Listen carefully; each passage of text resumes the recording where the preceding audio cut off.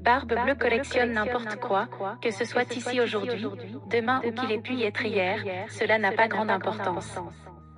Toute seconde enferme le temps complet et, pour cela, ignore les hommes. C'est ainsi. Vivre le saoul.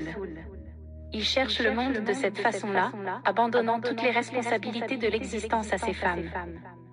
Dépendre d'elles ne le gêne pas. Autour de lui, le paysage est désolé, pas de végétation, mais des pierres, encore et toujours des pierres. Un sourire pur balaie son visage. Il cligne des yeux comme s'il venait de se réveiller, comme si tout semblait irréel. Il ferme les yeux, les rouvre, les referme.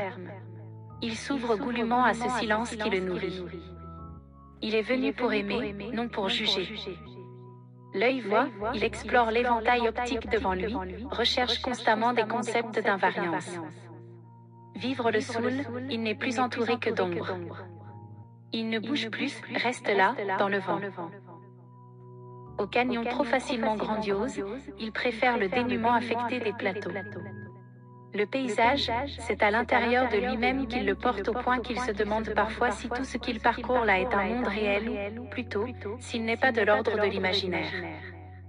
Des ombres l'accompagnent, le protègent. Il peut se répéter 100 fois « je suis seul, cela tombe sur de la chair morte ». Un nuage d'images floues tourbillonne dans sa tête, il pense que rien ne vaut vraiment la peine. Partout résonnent des voix qui prêchent la mort. Il refuse de perdre totalement l'espoir. Les mots s'entrechoquent dans sa tête.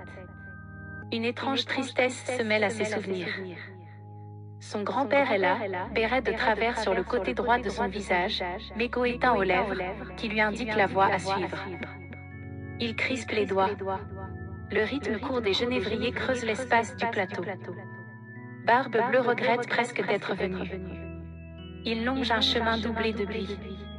Il a exactement son âge. Car penser, c'est penser à la mort. Ici ou là, les tiges sèches, friables, artificielles, de chardon sec surmontées de leur improbable touffe de coton inutile. Comme de vieux plumets dérisoires, des silhouettes d'arbres malingres soulignent les crêtes des collines. Son âme exulte de se sentir si proche de son retour. Il pense se tromper se voulant la mémoire de lieux qui, exclus de tout temps, ne réclament nulle mémoire. Il semble tranquille. Il s'ouvre goulûment à ce silence qui le nourrit, il s'installe au cœur des choses, marche sans jamais s'arrêter, sans se retourner, personne ne peut dire où il va.